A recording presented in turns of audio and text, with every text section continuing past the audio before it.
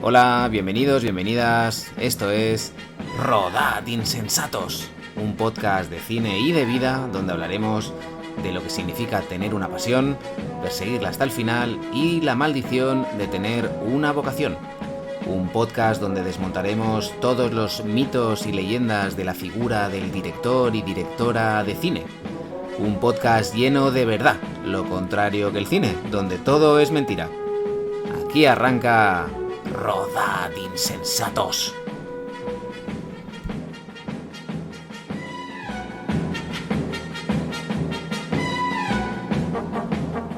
Hoy nos acompaña Celia Rico, guionista, directora, productora ejecutiva, diseñadora de producción, es un poco mujer orquesta, que viene a hablar con nosotros sobre Viaje al cuarto de una madre, película del 2018. Bienvenida, Celia. Gracias. Muy bien, estamos muy contentos de que estés aquí con nosotras. Para empezar, ¿cómo es eso de ese combo que tienes tú dentro de Viaje al cuarto de una madre? Porque a diferencia de cualquier director o directora novel, tú aquí tienes 4 cargos. Entonces, ¿cómo se gesta todo eso? Pues en realidad lo normal es el cargo de guionista y directora. Lo otro vino un poco de manera natural porque como rodé en mi pueblo y al final pues un poco las localizaciones pues son espacios que yo conocía, todos los elementos que forman parte un poco como ¿no? Como el mundo de los objetos, todos son cosas que pertenecen también a mi familia. Entonces, de alguna manera, digamos que el diseño de producción junto con la directora de arte, pues lo hicimos juntas, ¿no? Y por eso, de alguna manera, eso llega ahí. Yo creo que si hubiéramos rodado en otro lugar, pues no tendría ese cargo. O sea, que tiene que ver un poco con la naturaleza del proyecto. Y lo mismo la producción ejecutiva, una primera película, ¿no? Que, bueno, es como una criatura, ¿no? Que es muy tuya, pues al final formar parte de las decisiones de la producción, digamos, determinan cómo se va a hacer la película, ¿no? Y eso era importante, ¿no? Que yo estuviera formando parte de todo eso y también porque los productores con los que estaba trabajando son buenos amigos y pensaron que era importante pues reconocerme esa labor que iba a ser un poco también por esta idea de rodar en mi entorno y poner yo ahí un poco como casi a mis padres a trabajar en la película, ¿no? Muy bien, claro que sí, a todo el mundo le haga falta. Eso es una cosa de lo que quería hablar, pero para intentar enlazarlo bien, porque aparte yo si no ya me empecé a ir por las ramas, el origen del proyecto. Yo lo que sí sé, a ver cómo llegamos hasta ese momento de rodar en tu pueblo y ser productora ejecutiva, pero si no me equivoco, tú estuviste en el campus de Berlín con este proyecto, que esto fue en el 2015, ¿no? Creo que sí, que fue 2015, ¿sí? Rodamos en 2017, sí. 2015. Puede ser 2015, sí. Entonces, la génesis de Viaje al cuarto de una madre, en ese momento, ¿quién es Celia Rico? ¿Cómo se pasa del momento de yo he hecho un corto, que aparte ese corto te va muy bien, ganas el Gaudí, entre otras cosas? Es un corto que, bueno, del que yo formé parte, además, yo fui la dirección de ese corto. Ahí nos conocimos, es verdad. Pero hay un momento que se convierte en realidad, esa cosa de decir, venga, tengo un proyecto, pero ahora sí que estoy trabajando en el proyecto. Entonces, por eso digo, ¿quién es? ¿Dónde está Celia Rico en el 2015? Pues yo en ese momento estaba trabajando en Arcadia, que es una de las productoras que luego produjo la película, junto con la productora, junto con Josep Amorós. Y yo estaba trabajando ahí y recuerdo, yo trabajaba por proyectos, estaba trabajando de coordinadora de producción. Y entonces lo que hacía era escribir el guión los fines de semana y los ratos libres, ¿no? Iba como un poco a trompicones. Y lo que hice durante algún tiempo para ponerle un poco más de leña, ¿no?, al asunto era que al trabajar en una productora que trabaja por proyectos, de vez en cuando pedía irme un mes para poder trabajar en mi proyecto, ¿no? Poder sacar un guión, ¿no? A tiempo completo. Exacto. Entonces, pues me iba un mes, evidentemente un mes en el que pues no cobras, ¿no? Y te vas a tu casa, trabajas en eso y luego te vuelves a incorporar en la productora, ¿no? Entonces lo iba haciendo eso en los ratos libres, en las vacaciones o en esos periodos que me pedía para avanzar con el proyecto, ¿no? Y un poco en función también de las entregas, pues por ejemplo cuando me quería presentar al taller de Berlín, pues no sé si, no recuerdo ahora exactamente las fechas, ¿no? Pero ahí sí que intentaba pues eso, ¿no? A lo mejor coger unos días para encerrarme a escribir, ¿no? Esta cosa de que yo no consigo escribir en 2 horitas, necesito tener un día entero libre por delante para saber que si me atranco luego, ¿no? Las ideas van a venir más tarde, ese tiempo que no haces nada pero que estás esperando a que surja una idea, ¿no? Sí, porque aparte yo creo que escribiendo todo el mundo tiene su ritmo y su proceso y no es igual para todo el mundo. Entonces es verdad, parece que a veces dices, hostia, me voy a poner a escribir, no estás escribiendo, pero sí que hay cosas que están sucediendo, ¿verdad? Claro, exacto. Es como dejar que la película se escriba en el inconsciente mientras estás haciendo otras cosas, ¿no? Ahí estábamos. Y entonces en ese momento está bien, ¿eh? Porque me parece como muy, muy bueno y muy bonito que al final hay mucha gente que comparte eso en los inicios estás tú sola con tu proyecto, porque entiendo que cuando quieres llegar a esa entrega, a esa fecha de entrega, estás tú sola, quiero decir, aún no tienes a ningún productor incorporado, ni siquiera no hay nadie, entonces tú y tu peli. Sí, sí, tu locura, ¿no? Claro, bueno, tu locura o al final es tu pasión, ¿no? Esas cosas que decimos de perseguirla y la maldición de tener una vocación, porque tú estás trabajando en algo que por suerte está relacionado, pero utilizas todo tu tiempo libre en sacar adelante tu proyecto, lo cual es un elemento en común que tienen muchos directores y directoras. Entonces, eso está muy bien, eso es muy bonito. Es una pena que tenga que ser así, pero al final es algo que nos une también. Te cogen en Berlín, es algo muy bueno, porque ahí van proyectos que luego han salido que han sido muy, muy, muy, muy potentes. Entonces, que te cojan ahí ya es todo un salto, es todo un adelanto. Y a partir de ahí, ¿cómo se desencadenan las cosas? ¿Cuál es el siguiente paso? Claro, a partir de ahí yo llego a Berlín y yo no tenía guión, tenía tratamiento. No, mentira. Me pidieron un guión, escribí un guión muy rápido, fui con una primera versión de guión y a partir de ahí, bueno, pues estar esos días ahí, aparte de que te anima mucho, ¿no? Porque dices, bueno, pues esto le ha gustado a alguien, claro, ¿no? Y lo están apoyando. Y está bien porque si tiene el sellito de que ha pasado por el Script Edition del Festival de Berlín, pues quizás alguien... Es una garantía de calidad, ¿no? Claro. Entonces, bueno, en ese momento yo sí que tenía a Josep Amorós, que fue el productor del corto, sí que estaba involucrado en el proyecto, ¿no? Pues, de hecho fue después de hacer el corto que dijimos vamos a hacer otra cosa, ¿no? Juntos. Y un poco él pues estaba, digamos, a mi lado en todo ese proceso. Y queríamos buscar a otros productores para hacer, digamos, como tener unos pilares más fuertes en la producción. Alguien con más músculo, quizá. Claro. Pero bueno, yo no tenía muy claro, ¿no? A qué puertas llamar. Y claro, yo trabajaba en Arcadia, ¿no? Y claro, evidentemente tenía una puerta ahí bastante, ¿no? Estaba dentro, no tenía ni que llamar a la puerta, ¿no? Pero bueno, no quería mezclar que yo trabajara con... Y bueno, en algún momento cuando ya tuve como un guión del que me sentía ya más segura y estaba más contenta, pues un día hablando con Ivonne, con Sandra, que son los productores con Ignasi de Arcadia, pues ellos me dijeron, bueno, nos gustaría leerlo, ¿no? Y bueno, me animé, se lo enseñé y bueno, quisieron producirlo y ahí pues decidimos hacer una coproducción y entonces a partir de ahí pues ya tuve como 2 productores que estaban empujando para dar los siguientes pasos, ¿no? Ya los pasos, digamos, estándares para encontrar la financiación y entonces pues ahí tuve todo ese apoyo. Por suerte tú consigues con Josep que Arcadia se involucre. Entonces una vez se involucran, entiendo que esa relación cambia. En el sentido que, claro, tú ahora eres una guionista y directora que tiene un proyecto con ellos. Entonces, ¿tu anterior trabajo con ellos ahí se frena, se para o continúas haciendo como las dos cosas? Continué durante un periodo hasta que, ¿no? Porque uno empieza, ¿no? Como a desarrollar un proyecto, pero no sabes cuándo vas a rodar, ¿no? Entonces hubo un momento en el que ya, no recuerdo exactamente cuándo fue, pero hubo un momento en el que yo ya empecé a darme cuenta de que quizás la película se iba a rodar, porque en realidad yo cuando escribía en ningún momento, evidentemente escribes pensando que quieres hacer la película, porque para eso escribes, pero no era tan consciente de que la película se podía hacer. Yo iba escribiendo también porque tenía muchas ganas de escribir y eso me sentaba muy bien. Y cuando ya me empecé a dar cuenta de que realmente podía ser una realidad, pues ahí en algún momento decidí dejar de trabajar en la productora para, digamos, cambiar un poco ese rol, ¿no? Yo trabajaba para las películas de otros y no podía de repente ser la coordinadora de mi propia película, ¿no? Entonces, bueno, pues en ese momento decido apostar por Pues por dejar ti. de trabajar, por mí, Por ti, dejar de trabajar claro. en las películas de otros y trabajar en la mía. En la mía, claro. Al final, eso es lo que ha hecho la mayoría de gente que en un momento dado ha dicho, pues voy a hacer mi peli, Claro. de la manera que sea. Claro. Entonces, en tu caso es este.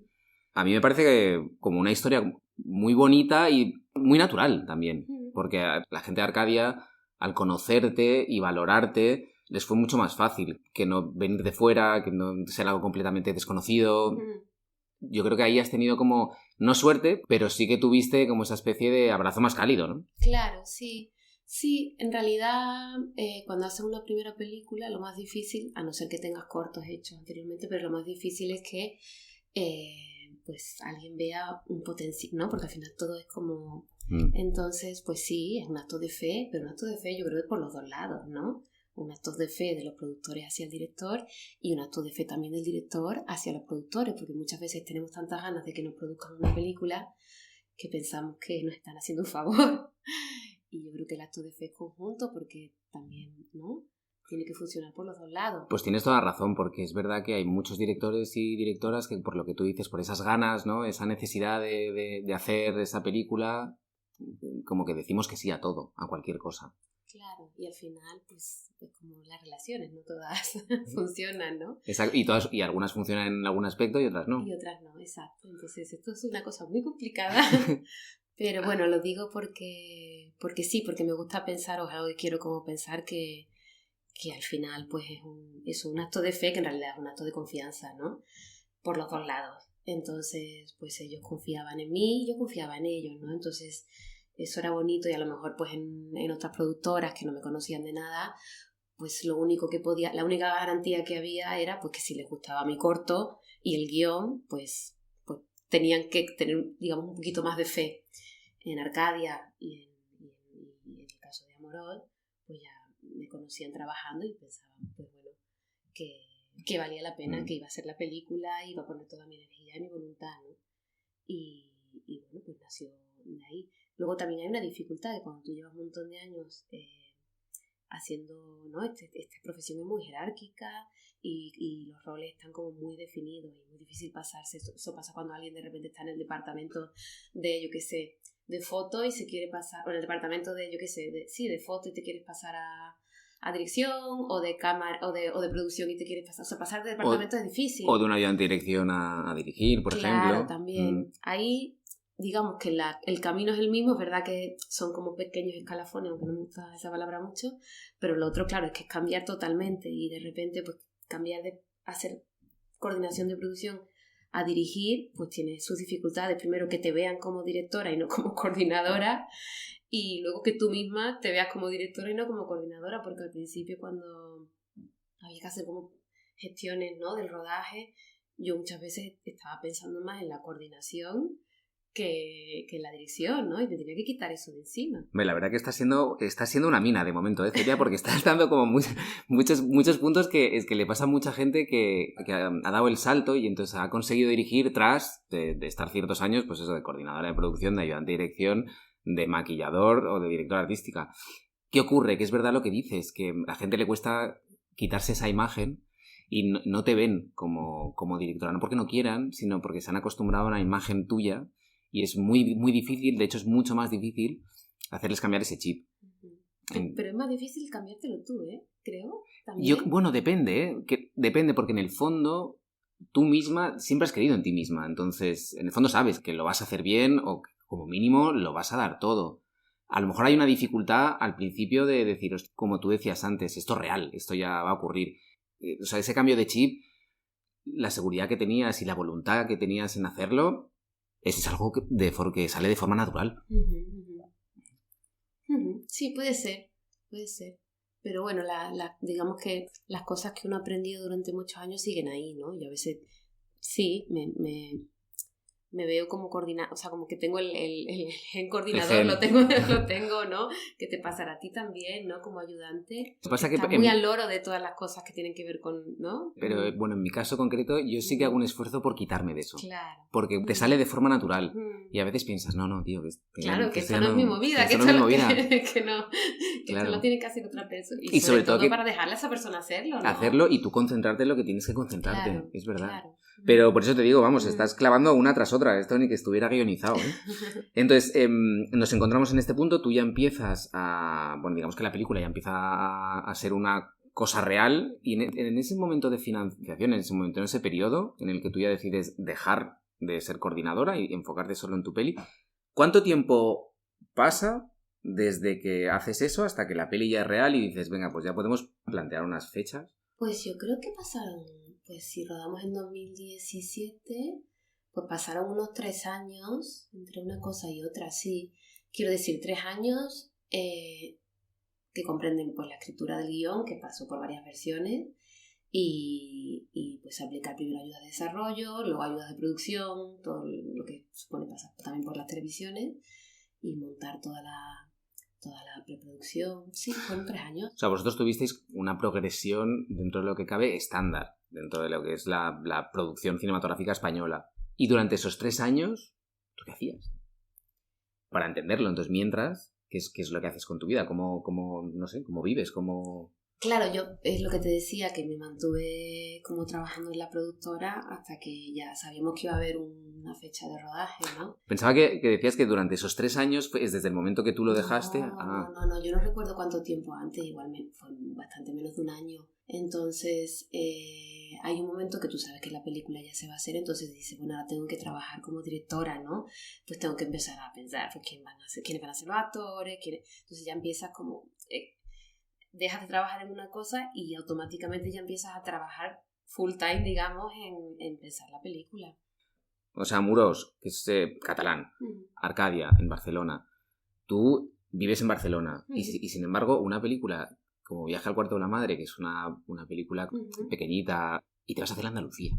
¿Es eso una decisión de arraigo porque estabas más cómoda ahí o obedece a...? Pues obedece sobre todo a una especie de decisión como muy interna de querer rodar ahí y sobre todo por un tema muy concreto de la película, que es que la protagonista tenía que aprender a coser y yo quería que aprendiera a coser con mi madre, ¿no? Entonces eso ya determinaba, o sea, podría haber sido simplemente aprender a coser, pero bueno, formaba parte de algo más, ¿no? Entonces eso ya determinaba mucho querer rodar ahí y sí, había un deseo que tiene más que ver con el proceso creativo, ¿no?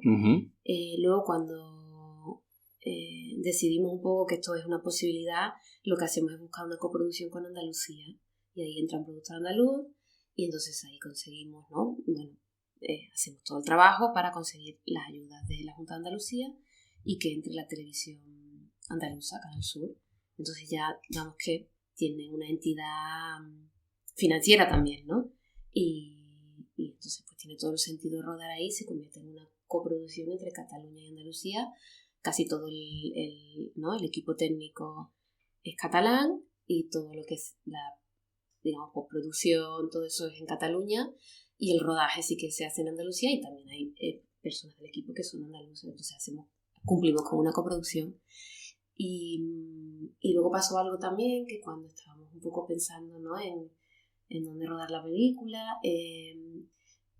Josep, que también es productor, pero como él siempre ha trabajado director de producción, hizo director de producción de la película, vino conmigo al pueblo para un poco este primer viaje cuando todavía falta para rodar, pero... Donde ese viaje al cuarto de una madre donde aún no hay ni la casa, ¿no? Aún no hay la casa, no hay nada, ¿no? Solamente está como unas pruebas de casting y fuimos ahí para ver un poco a nivel de, pues de espacios, de qué nos puede aportar rodar ahí, también un poco, pues la típica reunión con la alcaldesa, ¿no? Para ver un poco, ¿no? Si es posible, ¿no? Rodar ahí, qué complicaciones y qué facilidades tiene, porque todo tiene sus pros y sus contras, ¿no?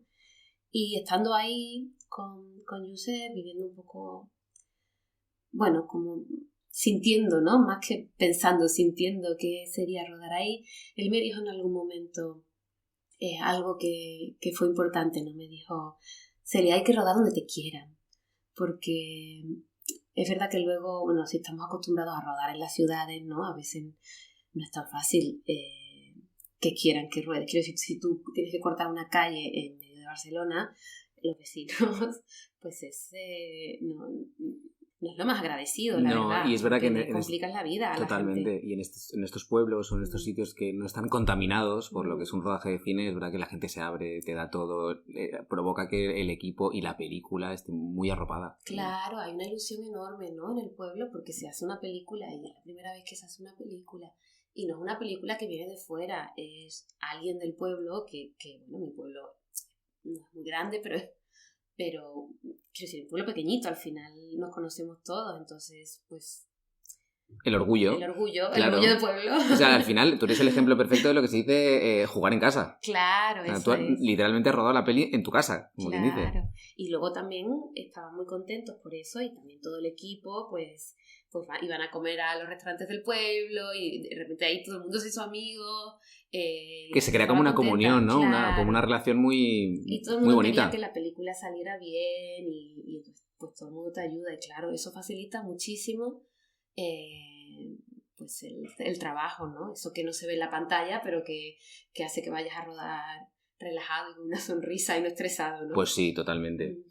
Yo tengo una pregunta acerca de lo que es el guión, de lo que es la historia, que la voy a intentar enlazar a ver si tiene relación. Yo creo que debería tenerla, pero ahora me lo contarás tú. Y es, claro, la película gira en torno a la relación de una madre y su hija y una ausencia. Esa relación, yo cuando veo la peli, me cuesta pensar en leerla. ¿Qué quiero decir con esto? El guión. ¿Cuán de parecido es el guión que está escrito a lo que se ve en pantalla? ¿Y cuántas versiones hiciste de esa historia? Pues no tengo claro cuántas versiones de guión hice. Lo cual ya quiere decir que son unas cuantas. Son unas cuantas. Sí, porque ya no sé si las numeraba o no las numeraba. A veces haces una nueva y la numeras, otras veces reescribes sobre la anterior. Y luego porque hay reescrituras que son, digamos, que afectan más a la estructura, o hay reescrituras que a lo mejor puedes pulir diálogos, o hay escrituras en las que cambias mucho y otras escrituras en las que cambias muy poquito. Y hay otras reescrituras que te pones a corregir casi la falta de ortografía si te ha quedado alguna, ¿no? Quiero decir que es muy difícil para mí saber cuántas versiones de guión hice, y también hacía algo que muchas veces me empezaba como a escribir de cero, ¿no? Dejaba como el documento atrás y empezaba a escribir de nuevo. Okay. Entonces no tengo ni idea. Sí que lo escribí, trabajé bastante también al ser un primer guión. Yo creo que te obsesionas por hacer muchas versiones porque siempre piensas que no tienes ni idea y sigues reescribiendo. ¿Y a ti no te da la sensación en que hay un punto que crees que cuando reescribes dices, creo que tengo que dejarlo? Porque corres el riesgo de reescribir como demasiado y luego habrá elementos que te van a pedir que haya una reescritura, como por ejemplo la incorporación de 2 actrices o la incorporación, yo que sé, pienso en un coproductor que te pida un cambio, pero que internamente dices, al final te puedes pasar la vida reescribiendo. Sí, ¿no? Claro, a mí me pasa de hecho que justo lo contrario, que siempre pienso que llego a rodajes sin haber reescrito suficiente el guión. ¿Ah, sí, eh? Sí, siempre pienso eso. Tendría que haber pensado más esto, que no pasa necesariamente por reescribir, por sentarte delante del ordenador a machacar el texto, sino a todavía cuestionarme tal cosa o algo, ¿no? Una idea que mutó en otra y en otra, cuál era la esencia de eso, y a lo mejor no he llegado no he llegado al hueso de lo que quería. O sea, yo siempre pienso que no, siempre tengo como la sensación como si fuera un reloj de arena, y como mierda, no tengo tiempo de reescribir. Sí, yo vivo la escritura así. Sí que es verdad que lo que dices de que en algún momento piensas que tendría que parar, sí que lo pienso, pero no tanto parar porque el guión ya esté, sino parar para tomar distancia. Eso sí que lo vivo y lo gestiono, y decido parar, volver a leer casi cuando has olvidado algo, para leerlo como si pudieras de alguna manera tener una primera lectura, como si fuera la primera mirada. Y entonces en ese momento, después de todas estas reescrituras, tú avanzas y entonces llega el momento que es el casting, esas 2 actrices. Entonces, tanto la madre y la hija, ¿son primeras selecciones o primero llegó una y eso abrió la puerta a otra? ¿O pudiste tener las 2 actrices que tú tenías en mente para esos papeles? Pues fue más un proceso de casting, de ir viendo a diferentes personas e ir decantando un poco la decisión. Y entre ellas, un poco. Y entre ellas también, sí. En el caso de la hija, pues sí que fue eso, un proceso puro de casting, porque no tenía nadie en mente, y en ese momento Ana Castillo todavía no había estrenado los libros, es decir, que yo no la tenía... No, de hecho, no la conocía. No la conocía. La conocí en la prueba de casting. Entonces sí que fue como más una especie de ir como a ver a quién descubrimos. Y con la madre fue distinto, porque ahí sí que fue un poco pues a partir de las actrices que ya conocía yo, o la directora de casting con la que pensamos ir juntas el reparto, pues fue un poco como ver posibilidades, ¿no? Que nunca se terminaban de definir, porque en función de quién era la hija iba a tener que decidir a la madre, porque había algo de intentar que entre ellas hubiera química o claro. Algo, muchas veces el parecido físico, ¿no? En relaciones familiares pues lo busca y es imposible, pero bueno, algo, una Entonces energía. giraba en torno a la hija. No, giraba en torno a las dos. Es decir, lo hicimos de manera paralela. ¿Sabes? Cuando empiezas a hacer cromos y dices, vale, si de estas tres que parece que son las que me van a gustar más, como hija, hay estas tres que esta pega con esta hija, pero si esta hija... Haces un poco como ¿no? Una especie como de estrategia de mover cromos, posibilidades de parejas, ¿no? Y ahí es ir como decir... O sea, era como que no me haga la madre decidir del todo a la hija, ni la hija decidir a la madre, sino que sea casi una decisión conjunta, ¿no? Y se va decantando por ahí. Y con la madre sí que es verdad que claro, como eran actrices a las que sí que conocía, sí que siempre estuvo en mi cabeza Lola Dueñas. Tenía como, pues supongo que porque me gusta mucho y tenía un poquito como de fascinación, digamos, y de muchas ganas de trabajar con ella. No la veía por la edad, porque la veía un poco más joven, pero bueno, al final pues decidí llamarla y hablamos también de este tema de la edad y de cómo trabajar todo eso para que estuvieran el personaje. Y las vi juntas y claro, lo importante fue que ellas se conocieran y hacer una lectura juntas para ver un poco qué pasaba entre las tres, ¿no? Y ahí pues ya lo decidí. Y entre ellas, por ejemplo, tú notabas... Eso te lo pregunto por curiosidad, porque hay actores que son... En este caso actrices, pero que son pues, son más experimentados o más experimentadas, y hay actrices que son menos. También hay actrices que tienen su método más de no te voy a decir de la improvisación, pero más desde el sentimiento, y hay gente que es más técnica. Entonces, de repente juntar a alguien de la experiencia o de la talla de Lola Dueñas con una entonces, no debutante, pero casi, Ana Castillo, es choque ahí de trenes. ¿Qué tal fue? Pues muy bien, porque es verdad que, claro, que Lola, ¿no? Pues tiene más trayectoria, más experiencia, y Ana menos, pero es que Ana, bueno, ahora se ve porque ha hecho tantas películas, ¿no? Es que realmente algo, o sea, quiero decir, una sabiduría actoral, digamos, que bueno, que era un tándem buenísimo. Y es verdad que a lo mejor Ana tiene como algo, bueno, en ese momento, ¿no? Luego supongo que las cosas también han ido como variando, pero en ese momento venía como de hacer algo, yo creo, un poco más libre, digamos, de poder trabajar el texto, el diálogo más improvisado, de aportar más, no tanto seguir como lo que está escrito, ¿no? En este caso la película era muy medida, ¿no? Todo lo que se decía, los silencios, ¿no? Entonces ahí pues había como una exigencia por mi parte de respetar mucho lo que se había trabajado en el guión, dejándoles todo el espacio emocional, pero no tanto de los diálogos, ¿no? Y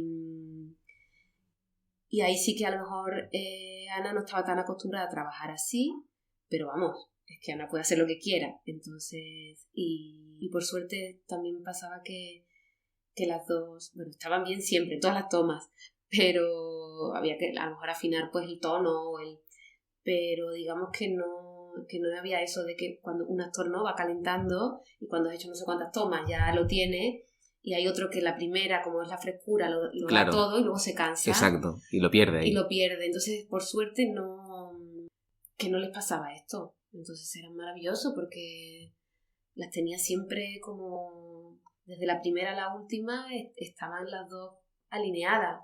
Otra cosa es que entre toma y toma hubiera pequeños cambios que tienen que ver con intenciones, con cosas, pero respecto a ellas, como ellas, digamos, vuelcan su trabajo ahí, es que ya te digo, fue un lujo tenerlas. Dentro de ser una primera película, tú coges y te lanzas a hacer una que está basada en el trabajo actoral, en dos interpretaciones. Entonces, tú, por ejemplo, en ese sentido, ¿hiciste mucho ensayo o eres de las que prefiere no ensayar y dejar que surjan cosas? Hay escuelas de todo tipo ahí. Claro, yo ensayo hasta que siento que las actrices ya no quieren ensayar más, pero no por evidentemente no por vagancia. No querer, no para vagancia, sino porque hay una cosa de que cada cual sabe lo que necesita, ¿no? Y a veces y depende de las escenas en concreto. A veces ensayamos una escena y repetimos más ese ensayo o la vemos otro día, y hay veces que ni siquiera, o sea, pasamos como hacemos una lectura y decimos, bueno, esto hay que mantenerlo para el rodaje, ¿no? Entonces yo voy un poco midiendo en función de cómo veo que están, ¿no?, las actrices, si ellas necesitan más o menos. Y muchas veces no pasa tanto por ensayar, digamos, la secuencia en sí. El texto. Y el texto, sino por hablar, ¿no? Por hablar, por entender, por compartir, ¿no? No sé, una frase, un diálogo nos lleva a hablar de no sé qué, que me acordé que me pasó tal, una reflexión y... Bueno, ir construyendo surgen, a partir de ahí. Claro, y surgen ahí, sí.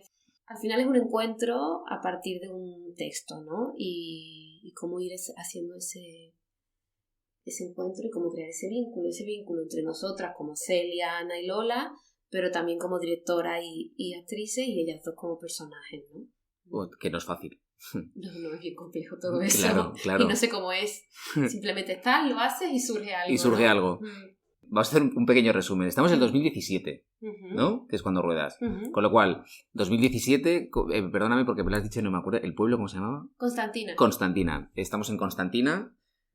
Celia Rico se planta ahí después de 2 años de haber empezado a escribir tu proyecto los fines de semana, mientras currabas en Arcadia haciendo de coordinadora de producción, pasas por todos los estados y de repente te plantas en tu pueblo, te coges la mochila, te coges el bombo y pues eso, productora ejecutiva, guionista, directora, diseñadora de producción, y te ves que estás rodando tu película, que al final... Estás consiguiendo rodar tu película con mayores, menores, medios, es igual, y con esas 2 actrices ahí, que son las que están dando vida a todo lo que tienes en tu cabeza. ¿Cómo gestionas eso? Sí, es curioso, porque recuerdo un momento que montamos una oficina al lado de la localización donde rodábamos, alquilamos la casa de al lado y ahí montamos la oficina, y ahí pues estaba trabajando pues la gente de producción, el vestuario, hacíamos las pruebas ahí, o sea, donde estaba todo el mundo trabajando, ¿no? Entonces yo trabajaba en mi casa. Yo estaba en casa de mis padres y estaba pues con mi ordenador planificando, ¿no? Pues y de vez en cuando iba a la oficina que teníamos montada, pues para las reuniones, para, pues no sé, pues para trabajar en el plan de rodaje o para eso, para ver vestuario. Y entonces, bueno, pues yo estoy en casa un día y voy a la oficina cuando ya estaba montada, ya la habían montado, estaba como todo el mundo. Y yo llego ahí y de repente veo a todo el equipo junto ahí sentados.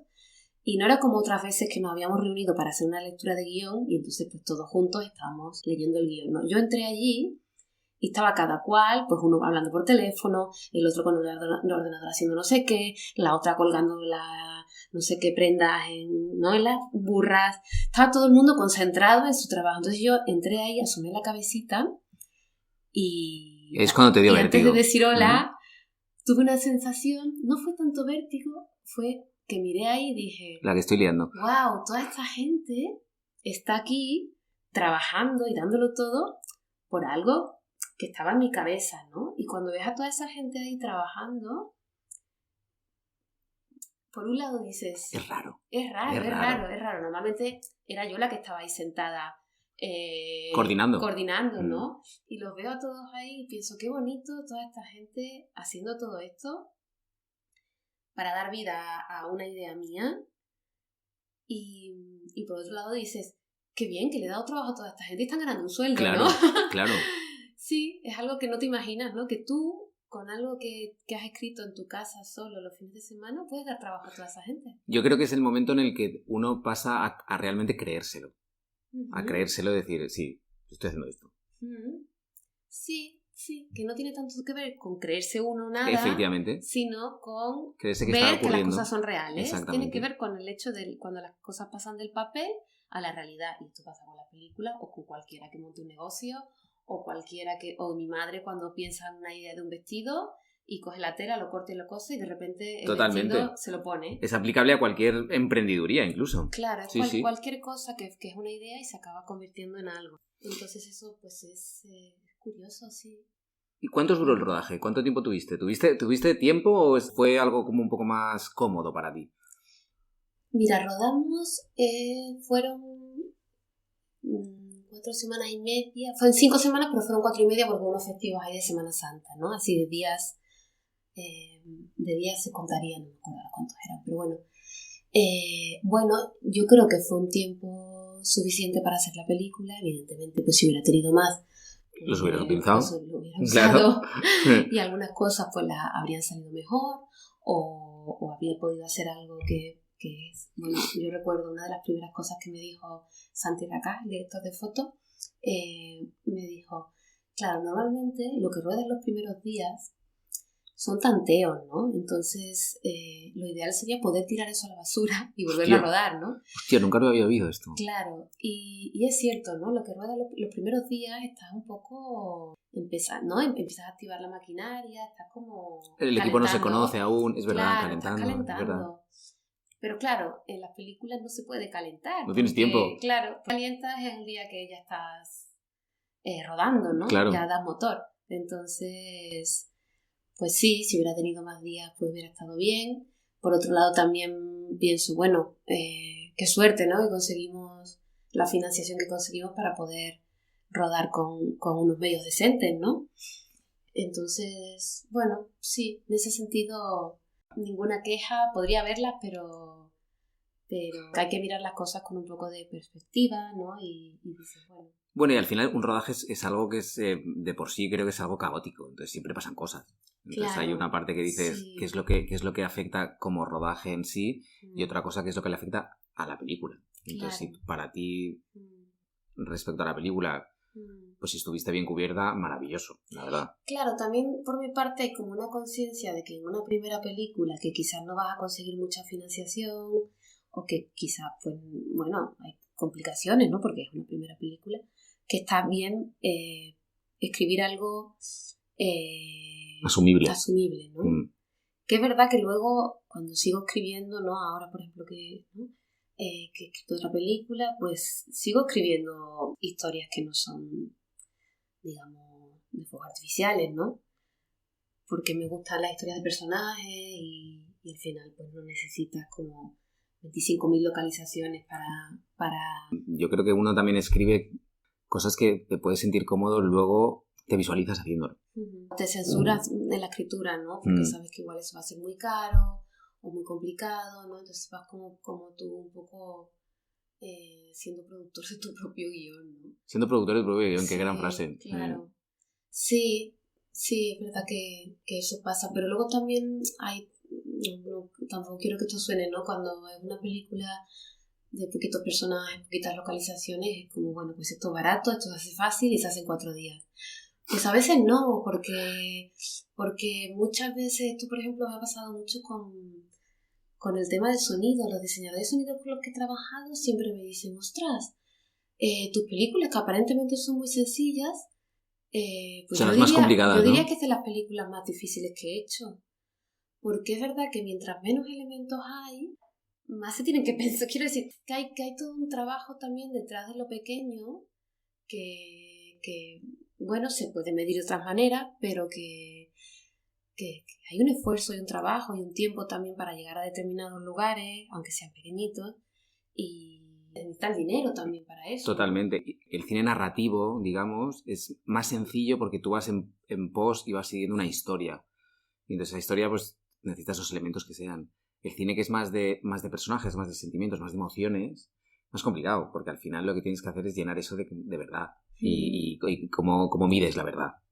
Con tiempo, todo con tiempo, ¿no? Todo con porque, tiempo. Claro, sí, porque, por ejemplo, ¿no? Lola Dueñas, que estuvo mucho tiempo conmigo preparando el personaje, no tanto haciendo esto que decimos de ensayar con el texto, sino pues aprendiendo a coser, bueno, empezando como a darle vida a identidad a un personaje desde su profesión. Y eso pues eran muchas horas cosiendo, observando también lo que cómo son las costureras. Y todo esto al final tiene que ver con la posibilidad de tener a una actriz disponible mucho tiempo antes de rodar. Y esto pues al final es tiempo.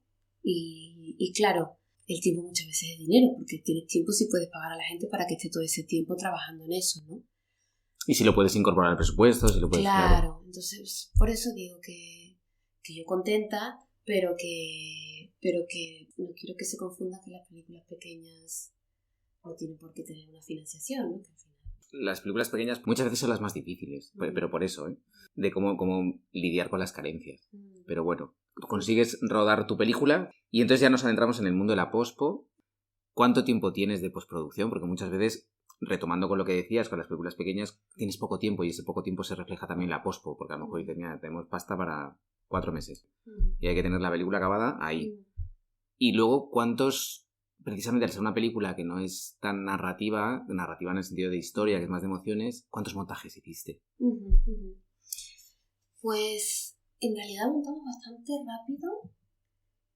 Yo ahora no sé, igual te digo una más o menos, fecha y no estoy muy segura, pero estuvimos a lo mejor con alguna pausa entre medio, porque también me gusta tener alguna pausa para eso, igual que con los guiones, ¿no? Que necesitas reposarlos para volver a ellos. Pero igual estuvimos, nos llegó a los 2 meses, 1 mes y medio con el montaje. Tuve la suerte de montar con Fernando Franco, que es un montador de... Es un gran montador, de hecho. Sí, y entonces, bueno, pues esto también facilita, ¿no? Porque es un montador que es bueno, es rápido y nos entendemos muy bien, ¿no? Tenemos como opiniones parecidas, entonces... pues digamos que avanzábamos rápido en las decisiones.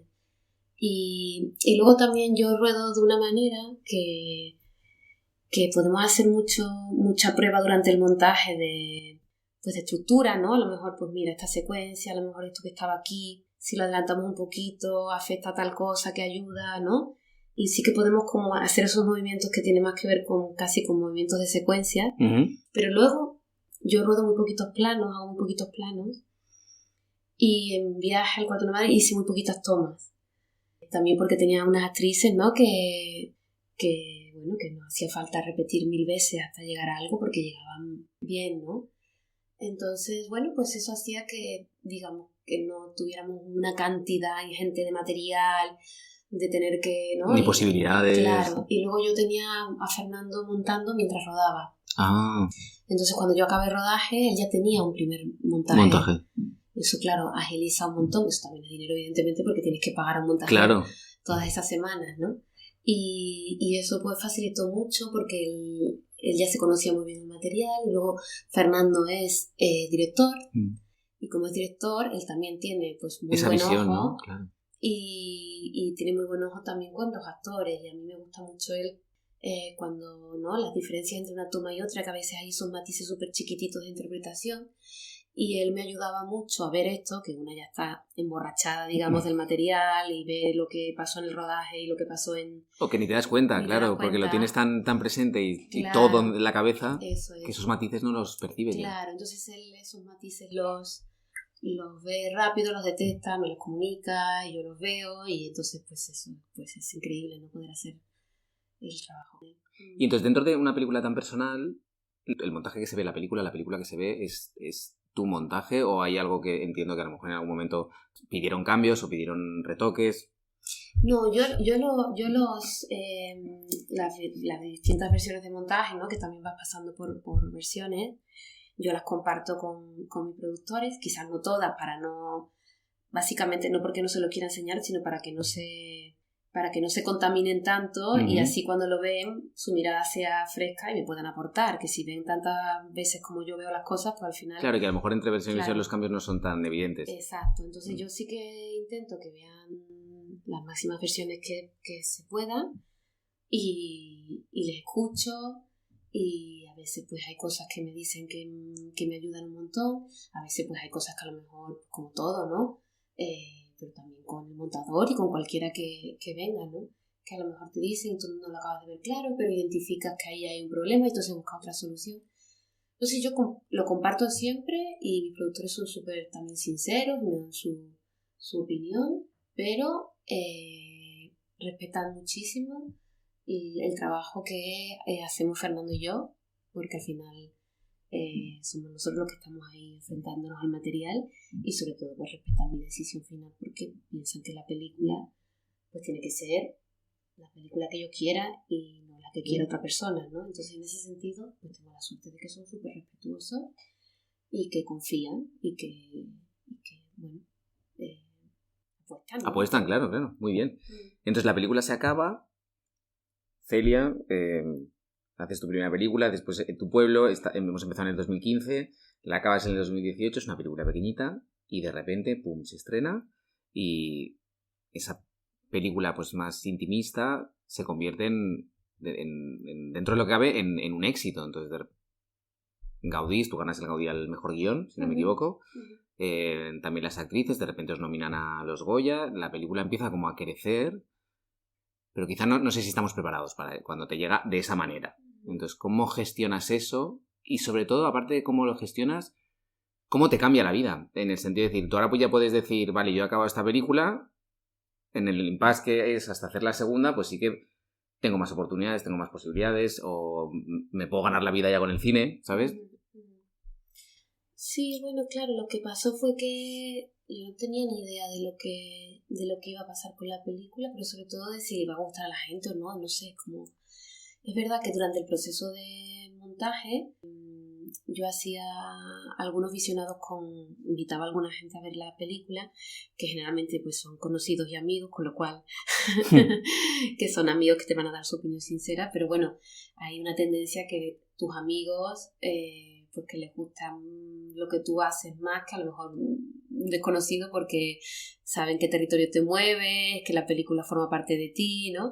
Digamos que estos primeros visionados me ayudan un poco a testear la película y a saber pues si la película va a llegar más o menos al espectador o puede cada cual, ¿no? Viéndola desde su lugar. Y entonces eso, la enseñamos ahí, luego cuando la tenemos acabada pues la enseñamos a distribuidores, ¿no? Hay gente que ya la empieza a ver antes del estreno. Y empiezas a escuchar las opiniones y dices, ay, mira, pues le está gustando a la gente, ¿no? Entonces dices, bueno, pues quizás cuando se estrene quizás guste, no lo sé, pero ya empiezas a pensar que quizás guste, porque claro, una piensa que quizás no va a gustar porque te preparas para todo, Para yo todo. te preparo para lo peor siempre.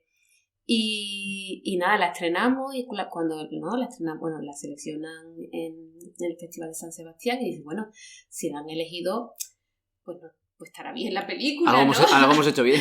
O le habrá gustado, al menos le ha gustado al comité y piensan que le puede gustar al público del festival. Y luego se estrena y los periodistas empiezan a escribir bien sobre la película y dices, pues mira, está gustando, qué bien, ¿no? Está súper contenta en ese momento porque lo que quiere es que le guste la película a la gente y que le llegue y que la historia pues le mueva o que se genere como un diálogo tras la película y todo eso empieza a pasar y yo estoy súper contenta con eso, ¿no? Y nada, luego llega pues, ¿no? Lo de la temporada de los premios y de las nominaciones y ahí ya empieza esta especie como de, ¿cómo lo diría yo? Como de... Es peliagudo esto de los premios, ¿no? Porque no es algo que tú es irreal. Sí, sobre todo que te genera como un deseo que es externo. Yo lo que quiero cuando la película se va a estrenar es que le guste a la gente, es lo que más deseo. Eso, si la película no le gusta a la gente, eso es durito, ¿no? Entonces, luego lo otro, lo de los premios, el deseo de ganar un premio o de que te nominen, evidentemente, pues si me preguntas, pues claro que me gusta que la película tenga nominaciones porque uno me va a ayudar a mí en mi carrera, va a hacer que la película la vea más gente, porque esto al final es prensa, ¿no? Esto llega para que la gente se entere de que existe simplemente, pero en mi fuero interno el deseo de ganar premios no está en esta profesión. Bueno, y que el premio yo creo que es hacerla. Claro, sí. El premio es tu película. Claro, sí, por eso, pero que cuando estás nominado, ¿no? Estás nominado a los Goya, entonces ya hay quién va a ganar, no sé qué, se genera todo un movimiento como alrededor, ¿no? La prensa también, porque tienen que hacer las entrevistas pertinentes para... o la gente que hace quinielas, ¿no? Uh-huh. Y de repente te ves metida en una dinámica de la que no puedes ser ajena, claro, aunque pues no quieras. Estás dentro de, claro. de todos esos movimientos, pero dices, bueno, pues si me dan un premio Vivi, si no también, no, esto no forma parte de mis deseos. Pero claro, en el fondo, pues ¿quién no quiere ganar un premio, no? Entonces, por eso digo que es... con mixed emotions, Sí, tengo una relación... Cuando empieza a pasar todo eso, tengo una relación extraña. Y por otro lado, dices que bien, porque al final estos premios, ¿no? Los Gaudí, los Goya, todo esto son nominaciones votadas por los académicos, que son los compañeros de profesión. Entonces dices qué bonito, ¿no? Que también reconozcan tu trabajo y el de la gente del equipo, ¿no? Por otras nominaciones. Entonces sí, es muy bonito, sabes que le va a ir muy bien a la película y eso va a hacer que ¿no? ¿Cuántas veces una película que ha estado nominada la han vuelto a estrenar? Bueno, las películas que ganan sobre todo la han vuelto a estrenar. Entonces eso determina la vida de las películas y es muy positivo.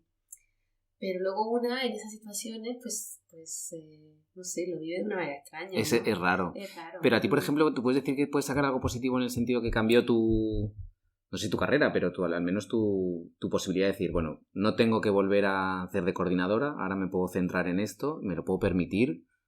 Bueno, te ayuda a que tus productores te digan, oye, vamos a hacer una segunda película, ¿no? Te ayuda a eso. Pero claro, entre que acabas una película y empiezas la otra, te tienes que buscar la vida. Quiero decir claro. que porque hagas una película y te vaya bien. Y te vaya bien, no significa que ni que vayas a hacer otra, ni que te puedas ganar la vida de eso, ¿no? Yo pensaba, hay un punto que cuando te nominan al Goya, ganas el Gaudí, estás en San Sebastián, es todo maravilloso, pero hay un punto que dices, bueno, vale, buenas noches, ya se acabó la gala, me voy a mi casa, tengo mi premio aquí, vale, al día siguiente me levanto, me tomo un café, ¿y ahora qué hago con mi vida? ¿No? Como tú dices, mientras espero a conseguir hacer otra. Yo creo que ese vacío, ¿no? Ese cambio tiene que ser complicado. Sí, yo creo que lo del día siguiente, que nunca es como el día siguiente, ¿no? Siempre es como... van pasando como muchas cosas, ¿no? En paralelo, pero bueno, digamos que el vacío no tiene tanto que ver con ¿y ahora qué hago? Porque no dejas de hacer cosas, ¿no? Yo había empezado también como a dar clases, o estás pensando ya en un siguiente proyecto, yo estaba también con una serie de animación que estábamos escribiendo, entonces digamos que no notaba el vacío de se ha acabado una película y ahora hasta que empiece a tener una idea de la siguiente a ver qué hago. Quizás tiene más que ver con que durante un tiempo has estado como muy expuesta. Es decir, vas a un coloquio después de la película y hablas con la gente, o tienes una entrevista, o a lo mejor te hacen unas fotos para no sé qué. Entonces es una dinámica como de estar mucho tú hablando de tu libro, digamos, y hay luego un momento que no hablas de tu libro y dices, también está bien empezar a no hablar tanto, un poquito de silencio con uno mismo, que uno ya se repite mucho. Pero sí que hay el dar, porque cuando estás como en este modo de promoción, estás dando, es una energía muy distinta a la de ahora me concentro, estoy yo con mis ideas y me pongo a escribir otra vez. Ese cambio de energía es que es totalmente opuesto, ¿no? La escritura, claro. Pero lo mismo pasa con el rodaje. O sea, pasas de como de 100 a 0 en... Claro, el rodaje es... tienes que estar como, ¿no? Muy alerta, concentrado, energía, rodeado de gente, y luego se acaba el rodaje y te quedas en tu casa solo, ¿no? Y luego viene el montaje, y ahora todo el día viendo una y otra vez el mismo material en bucle. El proceso de hacer una película, uno pasa por fases que a nivel emocional y energética son tan distintas que es una montaña rusa. Es una montaña rusa. Así de locos y locas estamos. Pero qué bien. Oye, pues la verdad que ha sido un placer escucharte y escuchar todo ese viaje al cuarto de una madre y el viaje a hacer una primera película desde el año 2015. El viaje al cuarto de una madre se puede ver en Amazon Prime. Sí, lo he se hecho puede bien, ¿no? ver también ¿En dónde? En Televisión Española. En Televisión Española. Que pues está en abierto. En abierto, muy bien. Pues la gente que no tenga Amazon Prime puede acercarse a Televisión Española y echarle un vistazo. Es una película es muy emotiva. Yo ya te lo dije cuando se estrenó, que a mí personalmente me parece una peli muy, muy lograda y muy difícil, porque a mí, ya te digo, yo soy como más narrativo y creo que es una película que consigue algo muy, muy, muy bueno, que es conectar. Y conecta de una manera que a mí me parece muy difícil. Yo creo que no soy capaz de hacer ese tipo de cine. Estoy más como en una historia, no tanto en la emoción. Me parece muy difícil. Lo digo en el buen sentido. el saber transmitir emociones. Enhorabuena, Celia. Enhorabuena por tu película, enhorabuena por conseguir hacer una película y enhorabuena porque estás acabando tu segunda película. Celia, Rico, muchas gracias por acompañarnos en este episodio de Rodad Insensatos y nosotros nos veremos en el próximo episodio con otro director o directora.